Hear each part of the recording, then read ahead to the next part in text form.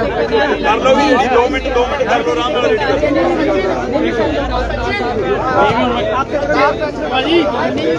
बड़े पीछे आ जी आप यार रणवीर जी इथे रख लो नीचे डाल दे नीचे डाल दे आप निकाल ले आगे हूं मैं हेलो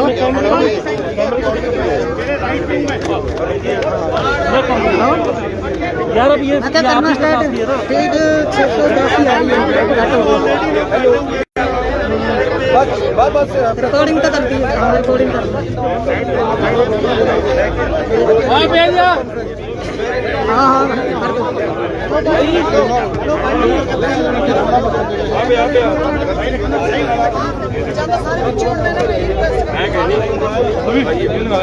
जैसे आप हो गए राम राम कर लो 5 मिनट रोक के प्लीज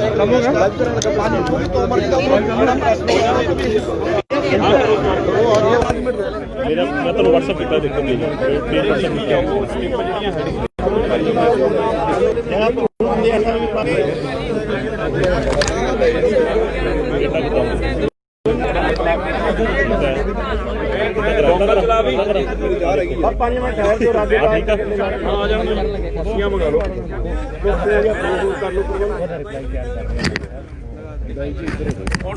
भाई फ्रेम च आ रहे सारे कैमरे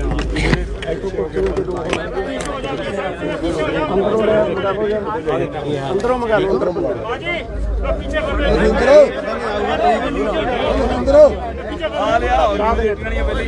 दो कुर्सियां लाओ अंदरों दो लखविंदर वजीर पर और 2 कुर्सियां मंगवा 2 कुर्सियां अंदरों 2 कुर्सियां पेशो बाहर खोलो बाहर भाई फ्रेम आ रहा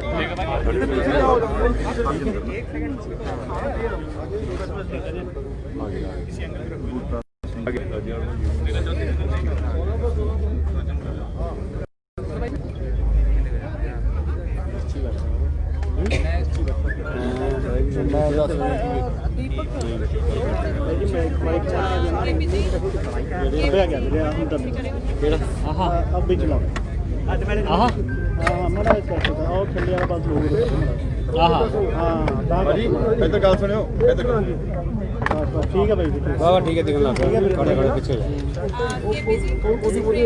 कमेंट नोट करके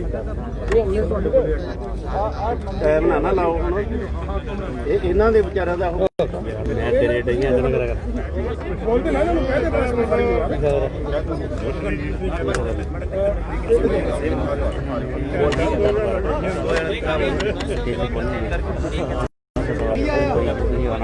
भाई गुरमुख प्यारे 5 मिनट सारे प्रेस वाले वीरों को रिक्वेस्ट है कि भाई जो उधर तोमर की हुई है ना प्रेस कॉन्फ्रेंस उसके कमेंट नोट करके अभी आपके साथ बातचीत करेंगे ये बूटा सिंह जी हाँ बस 5 मिनट रुकिए 10 मिनट बाद होएगी 10 मिनट बाद चलन दे ठीक है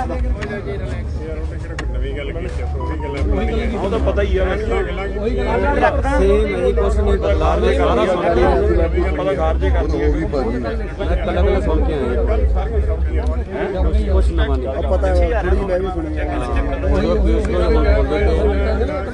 ਅਬ ਤੁਹਾਡੀ ਵਰਤੀ ਹੈ ਟਾਈਮ ਲਾਈਵ ਸਾਰਿਆਂ ਨੇ ਸ਼ੁਰੂ ਕਰ ਲਿਆ ਵਾ ਕੀ ਕਰ ਰਹੇ ਪ੍ਰੇਮ ਕੁਛ ਨਵਾਂ ਕੀ ਕਰ ਰਹੇ ਨੇ ਹਲੋ जी तब तक 5-7 मिनट लगने हैं चलन दी सर बात कितने हो मैडम अगे तो सिर्फ टेबल ही है ਆਪਾਂ ਗੱਲਬਾਤ ਸ਼ੁਰੂ ਕਰਨ ਲੱਗੇ ਆ ਹਾਂ ਬੇਨਤੀ ਸੁਣੋ ਸਾਰੇ WhatsApp ਕਰੀ ਜਾਓਗੇ ਜੇ ਕੁਝ ਲੋੜ ਹੋਵੇ ਬੇਨਤੀ ਸੁਣੋ ਸਾਰੇ ਜਿਹੜੇ ਮਾਈਕ ਕਿੱਥੇ ਅੱਜ ਸਤਿ ਸ਼੍ਰੀ ਅਕਾਲ ਜੀ ਉਹ ਆ ਗਿਆ ਜਾਓ ਗੁਰਪ੍ਰੀਤ ਔਰ ਕਰਨ ਭਾਈ ਚਾਰ ਜੋੜ ਦੇ ਤੂੰ ਜੋੜ ਅੱਗੇ ਆਜੋ ਦੇਖ ਲਓ ਸ਼ੁਰੂ ਕਰ ਆ ਗਏ ਤੁਸੀਂ ਆ ਗਏ ਸਲਾਮ ਕਰਕੇ ਫਿਰ ਉਹ ਮਾਈਕ ਤਾਂ ਥੋੜਾ ਇੰਟਰੋਡਿਊਸ ਕਰ ਦੋ ਮੈਂ ਤੁਹਾਨੂੰ चल आ यार ਤਾਰ ਖੋਲ ਲਓ ਤਾਰ ਨੂੰ ਇੱਧਰ ਆ ਜਾਓ ਰਾਜੇਵਾਲ ਸਾਹਿਬ ਨੂੰ ਭੇਜੋ ਕੁਰਸੀਆਂ ਮੰਗਾਈਆਂ ਸੀ 2 ਮੰਗਾਈਆਂ ਇੱਕ ਕੁਰਸੀ ਹੋਰ ਮੰਗਾ ਦਿਓ ਲਿਆਓ ਕਾਕਾ ਜੀ ਕੁਰਸੀਆਂ ਬੇਨਤੀ ਕੀਤੀ ਸੀਗੀ 2 ਚੱਕ ਲਿਓਗਾ ਇੱਕ ਹੀ ਚੱਕ ਲਿਓ ਰਾਜਵਰ ਸਾਹਿਬ अभी ये प्रेस कॉन्फ्रेंस खत्म हो गई बाहर ਕੋਈ ਸਾਊਂਡ ਨਹੀਂ ਹੈ सर खत्म हो ਉਧਰ ਵਾਲੇ ਤੋਂ ਬੋਲਣੇ ਦਰਸ਼ਕ ਵਾਲੇ हेलो ਨਹੀਂ ਇਹ ਨਹੀਂ ਹੋ ਗਈ ਬੈਠ ਜਾਓ ਜੀ ਬੈਠ ਜਾਓ ਤਾਰ ਲਾਣੇ ਪੈਣੀ ਭਾਈ ਤਾਰ ਲੱਗੂ ਜੀ ਦੇ ਪਲੱਗ ਲੱਗਿਆ ਕੁਝ ਇਹ ਦੇਖੋ ਉਹੀ ਕਰਦੇ राज्यपाल साहब ਆ ਗਏ ਜੀ ਆ ਗਏ एक कुर्सी और दे दो ਆਪ ਇੱਕ ਮਿੰਟ ਲੈ ਲਓ अरे अरे भाई ਬੈਠ ਜਾਓ ਬੈਠ ਜਾਓ ਜੀ ਮਰਜੀ ਬਾਤ आप चरणजीत लाइन ਸਾਹਿਬ ਥੋੜਾ ਪਰੇ ਹੋਏ हेलो राज्यपाल साहब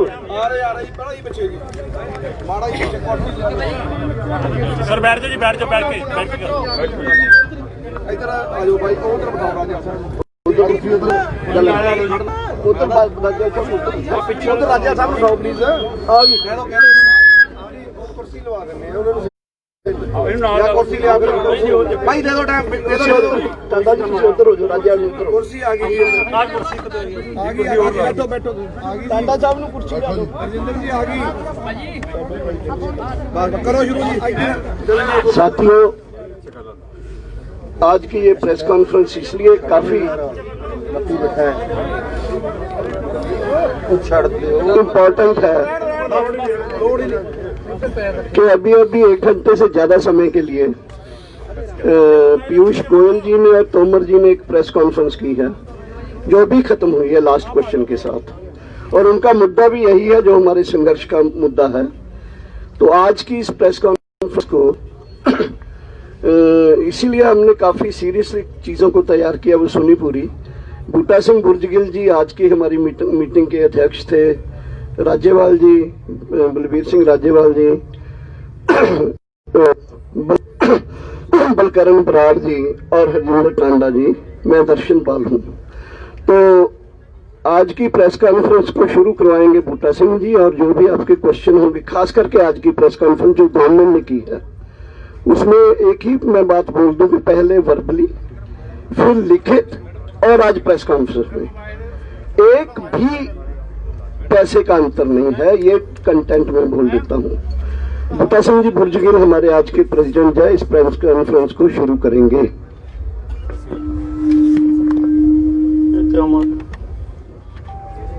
सबसे पहले सारे मीडिया होंदे होए मैं सारे मीडिया का धन्नवादी हूँ कि तुसीं इत्थे अपना समा कढ के पहुंचे हो।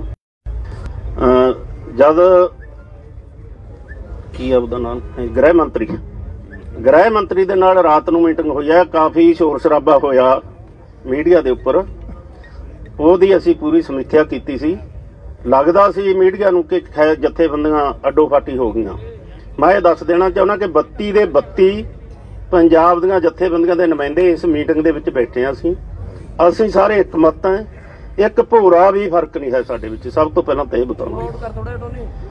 दूसरी गल, दूसरी बात कि जो 12 और 14 का ऐलान हुआ है, पंजाब में बखरी स्थिति है। 12 तारीख को पंजाब भारत में टोल प्लाजे बंद रखने का ऐलान हुआ है। ये तो भी सानू समीक्षा करनी पई आ कि पूरे भारत में तो एक दिन ਲਈ टोल प्लाजे फ्री व्हीकल नहाए जाएंगे। पंजाब में पहले ही टोल प्लाजे बंद किए हुए है, फिर ही चल रहा है, 2.5 महीने हो गया। ये फैसला 12 को लिया गया कि जेड़े टोल प्लाजे अजय नहीं बंद हुए पंजाब में, सारों को बंद कर दिया जाएगा 12 तारीख को। जिन्ने भी टोल प्लाजे पंजाब में है, कुछ टोल प्लाजे खाली पड़े से, हुण 12 तारीख को एक भी प्लाजा यह जा नहीं हो जेड़ा ना बंद होगा। ये 12 तारीख का फैसला है। 14 तारीख के डिस्ट्रिक्ट दफ्तरों अगे, मतलब डीसी दफ्तरों अगे धरने देने का ऐलान हुआ है पूरे भारत में। पंजाब एक बखरी स्टेट है क्योंकि आंदोलन पंजाब से शुरू हुआ। पंजाब में टोल प्लाजे ही बंद हैं, मॉल भी बंद हैं, रिलायंस के पंप भी बंद हैं, बीजेपी के लीडरों के घरों आगे धरने भी जारी हैं। एक बखरा ये होगा 14 तारीख को कि जिन्ने पंजाब के डीसी हैं ਉਹਨਾਂ ਦੇ ਪਹਿਲੇ ਵੀ ਚੱਲते ਰਹਿਣਗੇ ਤੇ ਨਿਆਂ ਇਹ होगा कि डीसी दफ्तरों के अगे भी धरने पूरे पंजाब में दिए जाएंगे। अगली बात यह है कि पंजाब दियां 30 जथेबंदियां ने पंजाब से जदों बैठे से रेलवे ट्रैक तो उठकर असीं रेलवे पार्क में चले गए थे और 10 तारीख आज 10 दिसंबर तक का अल्टीमेटम दिया हुआ था कि मोदी जी ने साडी बात ना सुनी, तिन्ने कानूनों को रद्द ना किया तो 10 तारीख नूं मोड़ के रेलवे ट्रैक पर सारे धरने आ जाएंगे, मुड़ रेलवे ट्रैक बंद हो जाएगा। जिहड़ा अल्टीमेटम दिया था, आज की मीटिंग ने फैसला लिया कि अब हुण रेलवे ट्रैक पर जाएंगे तो पूरे भारत के लोग जाएंगे। ये फैसला जिहड़ी उपरली संयुक्त किसान संयुक्त मंच उन्होंने ऐलान करना, उहदी डेट उन्होंने तय करनी है। रेलवे पार्कों में चलते धरने बिल्कुल अगले ऐलान तक जारी रहेंगे। ये 3-4 फैसले आज असी लिए है, सर्वसम्मति से लिए है, तो इन्हां फैसलों को लागू करने के लिए पूरी तैयारी है पूरे भारत में, पूरे पंजाब में। देखो बखरी किस्म का आंदोलन पंजाब में चल रहा है, जिहड़े मैं पहला गल्लां बताइयां कि कित्थे कित्थे धरने चलते हैं और डीसी दफ्तर भी होणगे, ते जिहड़ी लैन पंजाब से दिल्ली से आ रही है वो भी जारी रहेगी। देखना चाहिए कैसा आंदोलन है पंजाब में, ऐसे करके पंजाब राह सिरा बनया होया पूरे भारत को आंदोलन का कि सारे दी सारी एजिटेशन ज्यों त्यों लाखों किसान पंजाब के दिल्ली में बॉर्डर पर ते सप्लाई लाइन भी जारी है ते बिल्कुल धरने भी जारी है। जिहड़ी बात तोमर जी ने अज प्रेस कॉन्फ्रेंस की है वो राज्यपाल जी बोलणगे, जो आ फैसलों के नाल नहीं चाहिए। और खेती मंत्री के साथ 6 मीटिंगां हो चुकियां, वो कह रहा है जे किसान जथेबंदियों अमेंडमेंटां को मनणगे तो बातचीत होगी ही नहीं होगी। मोड़वी शर्त साडे पर एक फिर ला दी जाती है, इसको असीं निंदा करते हैं। तो बीजेपी के जिहड़े लीडर हैं, साडे मंत्री जी हैं, उन्हां नूं कहिए कि जैसा अंदोलन है एकजुट होइए। प्रधानमंत्री कुछ होर बोल रहे हैं, खेती मंत्री कुछ होर बोल रहे हैं, गृह मंत्री कुछ होर बोल रहे हैं। बेनती है, अपील है कि एकजुट होकर फैसला लिए, किसानों के पक्ष में लिए। असीं एकजुट हाँ, साडी चुनी हुई सरकार भारत दी नूं एकजुट होकर एक कोई किसानों के पक्ष में फैसला लेना चाहिए। राज्यपाल जी आज की उनकी प्रेस कॉन्फ्रेंस, उसके पहले सेंट्रल गवर्नमेंट को हम इन पूरे संगठनों की तरफ से ये चेतावनी देना चाहते हैं कि पंजाब से, उत्तराखंड से और दूसरी जगह से लोग जो इन धरनों में आ रहे हैं उन रास्ते में हैरास किया जा रहा है। हमें उत्तराखंड से आते हुए कुछ ट्रैक्टर ट्रॉली और छोटी गाड़ियों को रोका गया है, पंजाब की गाड़ियों को भी डाइवर्ट किया गया है। इसकी हम निंदा भी करते हैं और आस करते हैं कि डिमांड करते हैं कि ये हैरासमेंट लोगों की बंद की जाए। BS राज्यपाल जी, हमारे ये जो कल प्रपोजल आए थे, जो आज उन्होंने प्रेस कॉन्फ्रेंस किया, हम उसको रद्द क्यों किया है? प्रपोजल जो आई थी उसको रद्द करने के बाद आज उनकी प्रेस कॉन्फ्रेंस में वही चीज दोहराई गई है, उसके ऊपर बोलेंगे। एक बात 12 तारीख को रह गई थी, जिहड़ी जयपुर से दिल्ली नूं रोड आ रहा है वो भी नाल पूरी तरह जाम किया जाएगा। राज्यपाल पत्रकार भाइयों, अभी अभी प्रेस कॉन्फ्रेंस खत्म हुई है कृषि मंत्री और श्री रेल मंत्री श्री पीयूष गोयल की, और ये पहली बार हुआ है, बहुत बड़ी बात उनके मुंह से खुद निकली है कि उन्होंने ये एक्ट जो कंकरेंट लिस्ट में 33 नंबर आइटम है ट्रेड एंड कॉमर्स के लिए बनाया है, और ट्रेड एंड कॉमर्स किसानों का विषय नहीं है। और ये हमने जो कहा था कि agriculture state subject state list 14 number पर दर्ज है, मार्केटिंग स्टेट सब्जेक्ट है, वो भी स्टेट लिस्ट में दर्ज है, और किसान ट्रेड के लिए कभी मार्केट नहीं जाता, वो अपनी फसल मार्केटिंग के लिए करने के लिए जाता है। तो आज सरकार ने ये बात मान ली कि ये कानून ट्रेडर्स के लिए बनाया गया है, तो आगे वो जो अमेंडमेंट्स करने की बात कहते हैं वो तो पीछे रह गई। अगर ये एग्रीकल्चर स्टेट सब्जेक्ट है जब, तो उनको कानून बनाने का अधिकार ही नहीं, भारत सरकार को ये कानून बनाने का अधिकार ही नहीं। जो बातें प्रेस कॉन्फ्रेंस में वो कह रहे थे अपनी फेस सेविंग के लिए, जो कानून बनाए उन्होंने ये बात सामने रख के कि एक पैरेलल मार्केट बनेगी, वो ट्रेडर के लिए बनेगी, प्राइवेट ट्रेडर के लिए। अगर प्राइवेट ट्रेडर ने एपीएमसी में जाना है, अगर अब जो आज जो कह रहे हैं कि सब टैक्स होंगे, पहले टैक्स फ्री मार्केट थी, अनरेगुलेटेड मार्केट थी, उसमें कोई लाइसेंस की किसी जरूरत नहीं थी, पैन कार्ड से खरीदी हो सकती थी, उसकी कोई जवाबदेही नहीं थी, जो पहले वो ये बात कहते थे। तो आज एपीएमसी एक्ट में पहले से ही ये प्रोविजन है, वो वहां ही खरीदी कर सकते हैं। अलग से मंडी बनाने का मतलब ही ये है कि धीरे धीरे एपीएमसी खत्म हो जाए और मोनोपोली हो जाए प्राइवेट कॉर्पोरेट हाउसेस की। उसके लिए ये कानून बनाया गया। ये बात आज स्पष्ट तौर पर दोनों मंत्रियों ने प्रेस कॉन्फ्रेंस में कह दी कि हमने ये ट्रेड और कॉमर्स के लिए कानून बनाए हैं। इसलिए हमारा केस 100% साबित हुआ।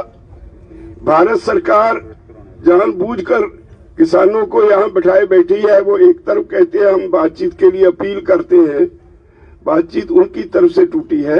हमारा सीधा सीधा सवाल है कि agriculture state subject, repeal this acts, बहुत क्लियर बात है। तो जो आज उन्होंने मान ली, बाकी उन्होंने जो स्कीमें पुरानी, वो पॉलिटिकल लोगों की आदत होती है, वो सारी गिना दी कि हम ये पैसे देते हैं किसान को, एक यूरिया ब्लैक में नहीं मिला, ऐसे क्लेम्स करते हैं। उस पे जाना मैं ठीक नहीं समझता। सबसे बड़ी बात आज की उनकी प्रेस कॉन्फ्रेंस यही रही कि उन्होंने कहा ये ट्रेड और कॉमर्स के लिए कानून बनाए हैं, जो कि ये किसानों के लिए नहीं बनाए, कॉर्पोरेट्स के ट्रेड के लिए कानून बनाए गए हैं। धन्यवाद।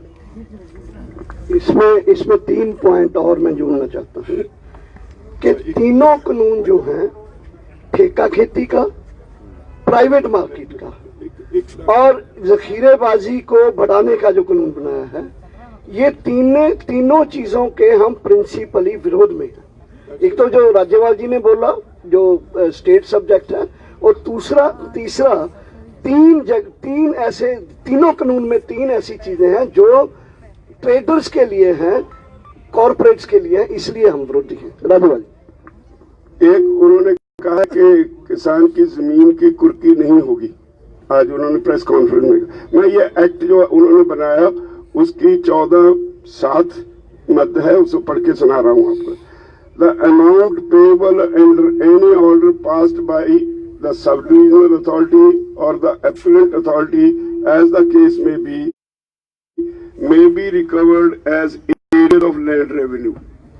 Areas of land revenue जो डिक्लेयर कर दिया, इसका मतलब है कि जमीन की कुर्की होगी। ये एक्ट में लिखा है। धन्यवाद। एक बेनती और मीडिया को करेंगे। सारा ही मीडिया आपसे पूछता है कि जब सरकार अमेंडमेंट करती है तो क्यों नहीं मान रही हैं जथेबंदियां। हमने बताया कि लाखों किसान सड़कों पर बैठे, महिलाएं हैं, बच्चे हैं, नौजवान हैं, बुजुर्ग हैं। 25 से करीब मृत्यु हो चुकी है किसानों की। उन्होंने अंदर दुख है, दर्द है कि जमीन जाएगी, बेरोजगारी होएगी, खेती उजड़ेगी, बड़ा नुकसान हुआ। आपको बेनती ये करना चाहिए कि सरकार से पूछे कि अगर कानून सरकार रद्द कर देती है तो सरकार का क्या नुकसान होता।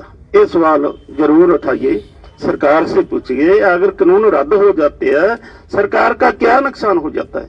ये मैं गृह मंत्री को भी पूछा था, उन्होंने जवाब नहीं दिया। अगे उन्होंने पूछा कि अगर जे तुम इसका जवाब नहीं देते कि कारपोरेट घराने के पक्ष में नहीं बोल रहे तुम, ये ते भी नहीं बोले। 2 सवाल साड़ी बेनती पर सरकार को जरूर पूछे।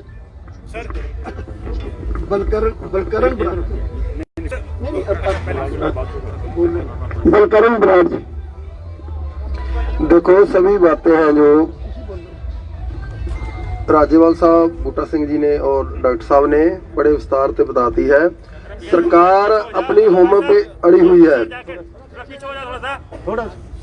किसान है जो पिछले 6 महीने से आंदोलन में है। आंदोलन पूरे देश में जा रहा है, देश से अलावा विदेश में भी आंदोलन चल रहा है। सभी भारतीय भाईचारा और विदेश से दूसरे भाईचारों का लगातार समर्थन मिल रहा है। सरकार को हम आज की ये प्रेस कॉन्फ्रेंस से बेनती करते हैं कि वो लोगों की भावनाओं को समझे और बार बार मूर्ख बनाने की कोशिश मत करें। प्राइम मिनिस्टर लगातार देश में प्रचार कर रहे हैं, उसके बाद उनके मंत्री जो दूसरे लोग हैं लगे हुए हैं। एक तरफ बात भी की जा रही है कितना दोगलापन है सरकार का, एक तरफ किसानों से बात की जा रही है, शेर दौर की बात सीनियर लेवल से हो चुकी है, उसके बाद भी वो प्रचार अब किए जाए। जो प्रेस कॉन्फ्रेंस की आज की रावल साहब और डॉक्टर साहब ने रखी है उसमें आपको भी भलीभांति मालूम है। आप मीडिया को भी ये बातें हैं जो जैसे बूटा सिंह जी ने कहा है, अगर सरकार को ये रद्द करती है उसका क्या नुकसान है? वो एक केवल हम मानते हैं कि एक ईगो है, ईगो का सवाल है और कुछ नहीं है। हम इस माध्यम से प्रचार आपके माध्यम से कहना चाहेंगे कि देश के जो लोग बहुत से लोग समझ चुके हैं कि ये पूरी तरह पूरा सिस्टम है जो खेती और खेती के पे डिपेंड उसको कारपोरेट को सौंपने की तैयारी है। हमने बार बार पिछले 6 महीने से कह रहे हैं और आपका ये फर्ज बनता है पूरा मीडिया, पहले भी आपका धन्यवाद, आप बड़ी पद्धर पर सोशल मीडिया है जो आपका मीडिया है, गोदी मीडिया को छोड़कर वो लगातार हमारी ये बातें हैं जो उठा रहा है। अब भी हम आपसे आशा करते हैं कि आप हमारा जो मुद्दा है वो केवल किसान का और किसी एक समुदाय का मुद्दा नहीं है और इस सारे लोगों का पूरे समाज का आंदोलन है। इसको पूरी तरह लोगों के अंदर जो लोग अभी तक समझ नहीं पाए, जो एक आदमी मैं पीछे कई दिनों से कई टीवी चैनलों पर देख रहा हूं कि एक आधा आदमी पकड़कर उसे बुलवा लिया जाता है कि ये कानून अच्छे है, तो ऐसा आपको हमारा साथ देना होगा। आप उन लोगों को नंगा करें। आपका बहुत बहुत धन्यवाद। जो भारत सरकार को मैं पहले ही बताया कि सवाल पूछने हैं तो उन्हें, भारत सरकार कहती है कि कानून रद्द नहीं होते, अमेंडमेंट ही होती है। आप बता देना चाहिए, पहले पोटा कानून, फिर टाडा कानून, फिर मीसा कानून, हुण यूएपीए। ये देखो जे पहले 3 रद्द हो सकते, हुण क्यों नहीं रद्द हो सकता? इस करके नहीं रद्द हो सकता कि किसानों को धोखा देना है और जेडे कारपोरेट घराने हैं उन्हों के पक्ष में भुगतना है। हरजिंदर टांडा जी 2 मिनट ਲਈ। ਰਾਜਾ ਸਾਹਿਬ ਸਵਾਲ ਸ਼ੁਰੂ ਕਰੀਏ ਸਰ। ਜੀ ਜੀ। ਤੁਸੀਂ ਜਿਹੜੀ ਅੱਜ ਗੱਲ ਕੀਤੀ ਹੈ ਕਿ ਅੱਜ ਇਹਨਾਂ ਤੋਂ ਸਾਫ਼ ਹੋ ਗਿਆ ਕਿ ਕਾਰਪੋਰੇਟ ਘਰਾਣਿਆਂ ਲਈ ਬਣਾਏ ਗਏ ਨੇ। ਜਦੋਂ ਇਹ ਬਿੱਲ ਸ਼ੁਰੂ ਚ ਆਏ ਸੀ ਤਾਂ ਨਰਿੰਦਰ ਮੋਦੀ ਨੇ ਇੱਕ ਵਾਰ ਬਿਆਨ ਦਿੱਤਾ ਸੀ ਕਿ ਅਸੀਂ ਕਿਸਾਨਾਂ ਨੂੰ ਉਦਯੋਗਪਤੀ ਬਣਾ ਦੇਣਾ, ਕਿ ਉਹ ਵੀ ਇਹੀ ਇਸ਼ਾਰਾ ਸੀਗਾ ਕਿ ਅਸੀਂ ਇਹਨਾਂ ਨੂੰ ਉਸ ਘੇਰੇ 'ਚ ਲਿਆਉਣਾ ਤਾਂ ਕਿ ਵਪਾਰੀਆਂ ਨੂੰ ਟੈਕਸ ਲਾਈਏ, ਇਹਨਾਂ ਤੋਂ ਵਸੂਲੀ ਕਰੀਏ, ਉਹੀ ਇਸ਼ਾਰਾ ਸੀ ਉਹ ਵੀ। ਇਹ ਸ਼ੁਰੂ ਤੋਂ ਉਹਨਾਂ ਨੂੰ ਸਿਰਫ ਤੇ ਸਿਰਫ ਟ੍ਰੇਡਰ ਦਿਸ ਰਿਹਾ ਹੈ, किसान उन्होंने नहीं दिसता। ये सारे कानून उनको शुरू से सिर्फ उनका फोकस ट्रेडर पे रहा है, किसान उनके निगाह में नहीं है।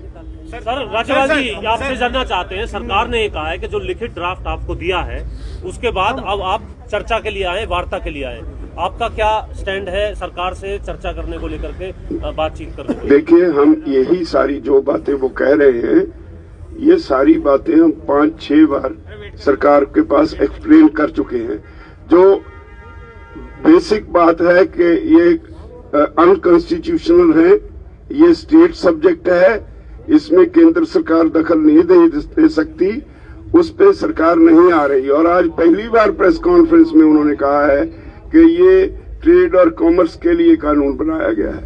इससे स्पष्ट हो गया कि सरकार को किसान का नहीं, ट्रेडर और लोगों का और कॉर्पोरेट लोगों का बातचीत के लिए फिर आप जाएंगे या नहीं जाएंगे? अगर वो कोई सार्थक हमें कुछ दिखाई पड़ेगा, वो कुछ करना चाहते हैं, हम बातचीत का रास्ता बंद नहीं करते। उन्होंने तो ड्राफ्ट दे दिया, ड्राफ्ट दे के आपको कहा कि ड्राफ्ट में कुछ नहीं है, वो सिर्फ आईवाश है। बलबीर जी, ऐसी बात है जो आपने कहा वो सरकार से सवाल पूछे जाएंगे। आपका आंदोलन शांतिपूर्ण तरीके से आगे बढ़ रहा है, आपने कहा किसी को भी मंच नहीं देंगे, लेकिन टिकरी की ये तस्वीर आई है जिसमें शर्जिल इमाम और साथ में खालिद उमर खालिद, इन सब की तस्वीरें दिखाई जा रही हैं जिनके ऊपर सेडिशन के चार्जेस हैं। ऐसे लोगों को आप क्या कहेंगे जो कि आपके इस आंदोलन में इस मंच के जरिए ये तस्वीरों को दिखा रहे हैं? वील चेक इट, अभी मुझे मालूम नहीं, वील चेक इट। ये नहीं होगा, हमारे मन से ये नहीं होता। यहाँ आप देख रहे हो, हम हर रोज वापस भेज रहे हैं सबको। अगर आता है पॉलिटिकल लीडरशिप से, हम उसको कहते हैं हमारे साथ कोई प्लेटफॉर्म हम शेयर नहीं करेंगे। ये मुझे लगता है आज 10 दिसंबर है it's a international human rights day. I think ये जो कोई प्रोग्राम हुआ है वहाँ, वो हाँ टिकरी बॉर्डर में जो हुआ है, उस संगठनों ने वहाँ जो human rights violations, democratic rights violation इस गवर्नमेंट ने या पहले से हुआ है या हो रहा है, उसको लेके से, क्योंकि ये पॉलिटिकल लोग नहीं है शायद जो आप बोल रहे हैं, ये सेडिशन के चार्जेस है, लेकिन वो अलग बात है। लेकिन लोगों का कहना है कि ह्यूमन राइट डेज के ऊपर ह्यूमन राइट्स वायलेशन अगर हुआ है तो किसान संगठन अगर इतना बड़ा, जो आप लोगों को उठाना चाहिए, असल में इंटेलेक्चुअल्स को उठाना ऐसे लोगों को चाहिए। मंच अगर दिया? किसान लोग उठा रहे हैं, यू शुड वेलकम दैट। ऐसे लोगों को मंच देंगे, लेकिन आप जो ऐसे अरे मंच नहीं दिया भाई उनको, जो उनके ऊपर जो झूठे, अगर ये बात सच है आपकी तस्वीरों वाली, तो मैं ये मानता हूँ कि ये human right, international human rights day के ऊपर उन्होंने कुछ प्रोग्राम किया होगा। ये लोग कौन है, कहाँ है, अगर ये सच है तो मुझे लगता है इस पर आपको ये आके मंच पर बोले, ये आप ऐसे मत कीजिए। नरेंद्र तोमर ने एक बात और कही है बूटा सिंह जी। सवाल है एक करके ਰੇਲਵੇ ਦੀ ਗੱਲ ਕੀਤੀ ਆਪਾਂ, ਪੰਜਾਬ ਦੇ ਵਿੱਚ ਜਿਹੜਾ ਅਲਟੀਮੇਟਮ ਸੀ ਅੱਜ ਖਤਮ ਹੋ ਰਿਹਾ, ਕੀ ਅਗਲੀ ਮੀਟਿੰਗ ਜਿਹੜੀ ਦੇਸ਼ ਭਰ ਦੀ ਤਾਲਮੇਲ ਕਮੇਟੀ ਦੀ ਹੋਣੀ ਹੈ, ਉਹਦੇ ਵਿੱਚ ਫੈਸਲਾ ਕੜਾ ਲੈਣ ਦੀ ਤਿਆਰੀ ਹੈ ਕਿ ਦੇਸ਼ ਭਰ ਦੀਆਂ ਰੇਲਾਂ ਜਾਮ? देखो, अगर सरकार यही रवैया रखती है, जब बोलते हैं कि तीखा करेंगे तो फिर फैसला तो हो जाएगा। कब होएगा ये नहीं कहा। बूटा सिंह जी, नरेंद्र तोमर ने ये बात भी कही है। बूटा सिंह जी, ਕਿਸਾਨਾਂ ਵੱਲੋਂ ਰਸਤਾ ਗੱਲਬਾਤ ਟੁੱਟਿਆ, ਅਸੀਂ ਵਿਦਿਆਰਥੀ ਪ੍ਰਪੋਜ਼ਲ ਭੇਜੀ, ਕਿਸਾਨਾਂ ਨੇ ਨਕਾਰਿਆ। ਹੁਣ ਕਿਸਾਨਾਂ ਤੋਂ ਹੀ ਉਮੀਦ ਕਰਾਂਗੇ ਉਹੀ ਸਾਨੂੰ ਅਗਲਾ ਸੱਦਾ ਪੱਤਰ ਭੇਜਣ ਆਦੀ ਗੱਲਬਾਤ ਕਰਨ ਤੋਂ ਬਾਅਦ। देखो, वो तो पहला ही अड़ियल रवैया था, मुड़ ਦਾ ਜਾਏਗਾ ਰੇ ਤੇ ਸ਼ਰਤਾਂ ਲਾ ਦੋ, डाल दो। ਆਪਾਂ ਪਹਿਲਾਂ ਕਹਿ ਚੁੱਕੇ ਕਿ ਸ਼ਰਤਾਂ ਦੀ ਗੱਲ ਨਹੀਂ ਕਰਨੀ, गल नहीं करनी। ਇਸ ਲਈ ਅਸੀਂ ਪੁੱਛਿਆ। अगर जो वो कहते हैं डिस्कस करो, डिस्कस करने भी नहीं जाना। हल लेके आते हैं कि इतना का हल लेके हो जाएंगे, बिल्कुल बाइकआउट नहीं किया आपने।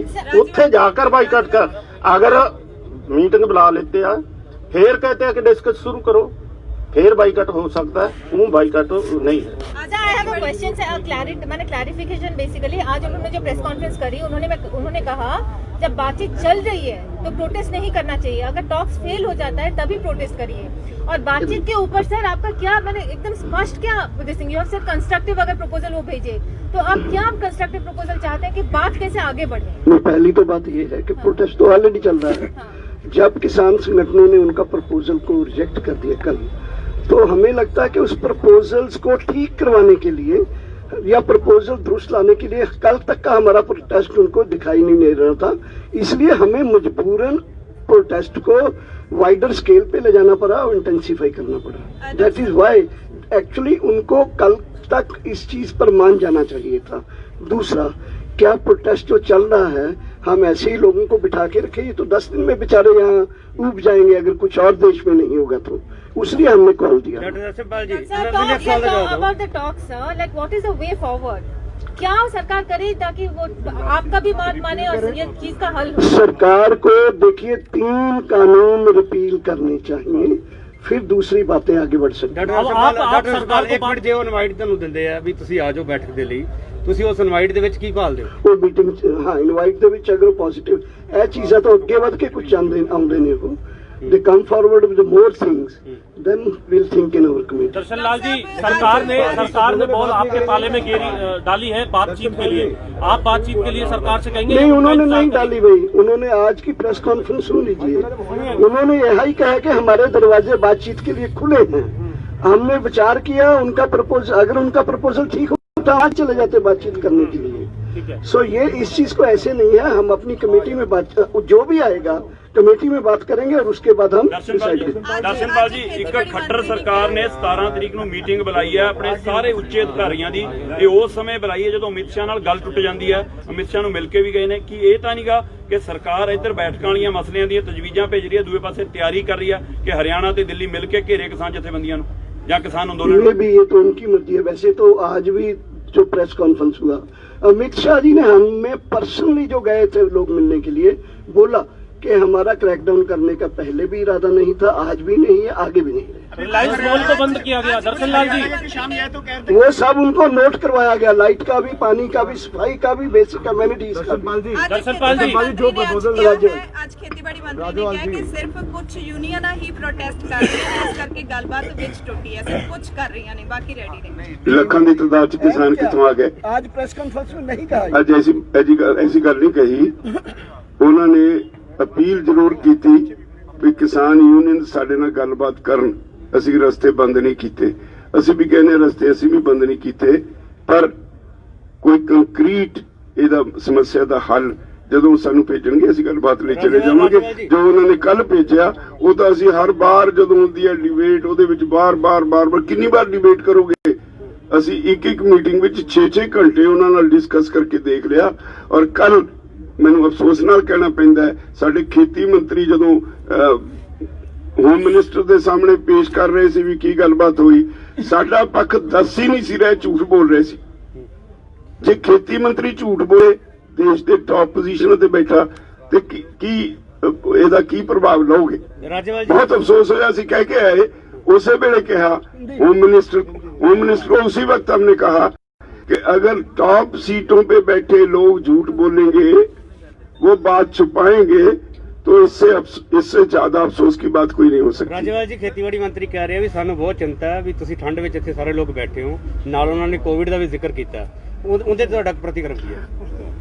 मेरी बात समझिए, जब वो आज खुद मान गए हैं कि हमने ये कानून ट्रेड और कॉमर्स के लिए बनाया है, इसका मतलब किसानों के लिए तो नहीं बनाया, तो एग्रीकल्चर स्टेट सब्जेक्ट छोड़ दें, हम स्टेट गवर्नमेंट के हाल पे ये रिपील कर दें कानून। हमें कोई शौक है यहाँ बैठने का?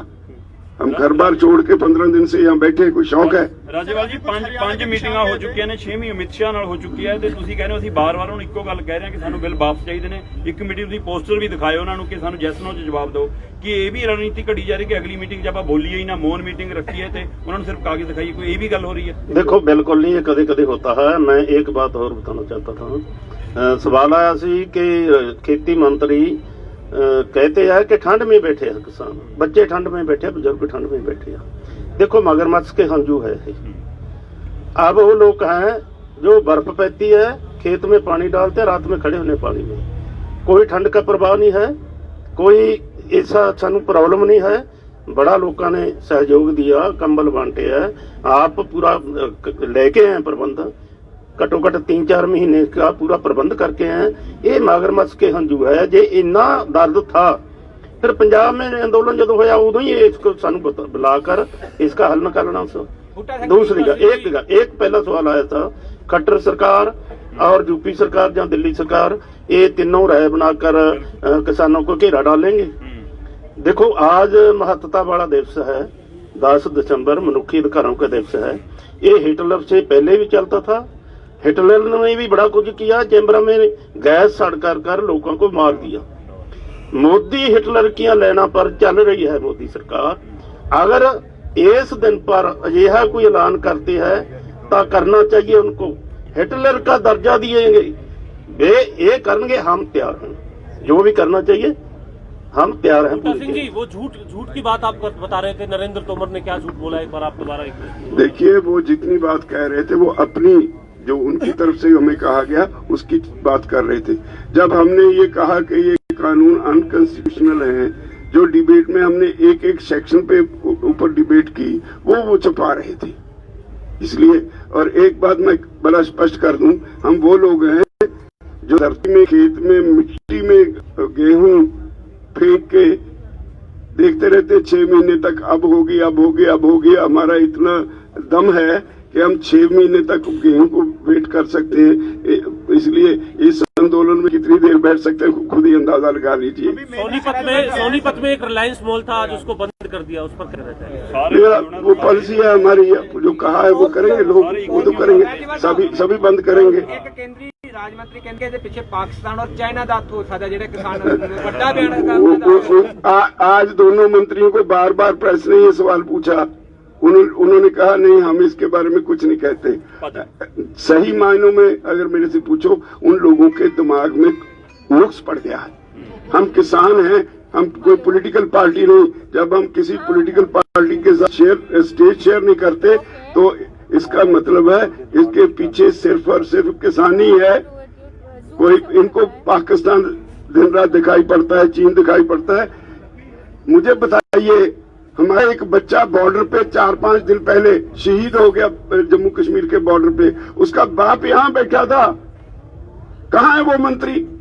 वो मंत्री शर्म नहीं आती उसको ऐसा एलिगेशन लगाते हुए? सर अभी कुछ हरियाणा के किसान गए थे, ऐसा सुनने में आ रहा था। अच्छा, वो FPO वाले गए थे, वो सरकार का बनाया होता है, बहुत से बेनिफिट्स होते हैं उसमें, वो सरकार बुलवा लेगी उनसे।